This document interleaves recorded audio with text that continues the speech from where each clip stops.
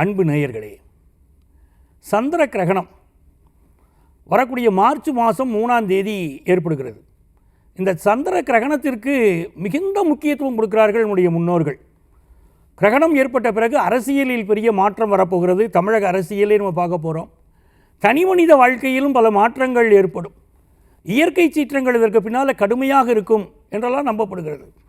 அப்படிப்பட்ட சந்திர கிரகணம் வரக்கூடிய மார்ச் மாதம் 3ஆம் தேதி மத்தியானம் 3:20 ஆரம்பித்து ராத்திரி 7:53 வரைக்கும் இருக்குது. அன்றைக்கு 8 மணிக்கு நீங்கள் குளித்து விட்டு அந்த கிரகண பரிகாரம், கிரகண சாந்தி என்பதை செய்து கொள்ளணும். பூரம் நட்சத்திரத்துக்கு கிரகணம் பிடிக்குது. அப்போ பூரத்தில் பிடித்தால் பூரம், பரணி, பூராடம் இந்த 3 நட்சத்திரத்துக்காரர்கள், அதே போல் மகம், உத்திரம் நட்சத்திரத்துக்காரர்கள் இவர்களெல்லாம் கிரகண சாந்தி செய்து கொள்ள வேண்டும். கிரகணம் முடிந்த பிறகு அந்த கிரகணத்திற்குரிய தர்ப்பணம் செய்து கொள்ள வேண்டும். இதெல்லாம் ரொம்ப முக்கியம். இது வரக்கூடிய மார்ச் மாதம் 3ஆம் தேதி நடக்கப் போகுது. இந்த கிரகண நேரத்தில் பிரெக்னண்டாக இருக்கக்கூடிய பெண்கள் வீட்டை விட்டு வெளியில் வருவதோ இல்லை சந்திரனை பார்ப்பதோ அதெல்லாம் கூடாது என்று நம்முடைய முன்னோர்கள் சொல்லியிருக்காங்க.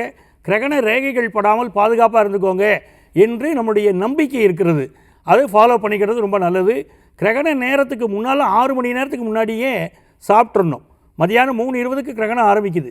அதுக்கு 6 மணி நேரத்துக்கு முன்னாடி சாப்பிட்டுட்டு வயிறு சுத்தமாக இருக்கணும்.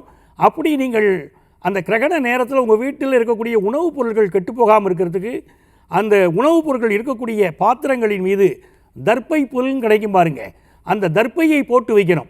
அப்படி போட்டு வைத்தால் வீட்டில் இருக்கக்கூடிய தண்ணீர் பானை மீது கூட போட்டு வைக்கணும். போட்டால் அந்த மாதிரியான நெகட்டிவ் ரேஸ் பாயாது என்று நம்ம முன்னோர்கள் சொல்லியிருக்கிறார்கள். கிரகண நேரத்தில் ரொம்ப அற்புதமான நேரமாக பயன்படுத்தலாம். மந்திரம், உங்களுக்கு பிடித்த மந்திரம் ஓம் சரவண பவ அப்படிங்கிற மந்திரத்தை கிரகண நேரம் முழுக்க நீங்கள் சொல்லிக்கொண்டே இருந்தால் மனசில் என்ன நினைக்கிறீங்களோ அந்த காரியங்கள் அற்புதமாக பலிக்கும். நேரத்தை பயன்படுத்திக்கோங்க.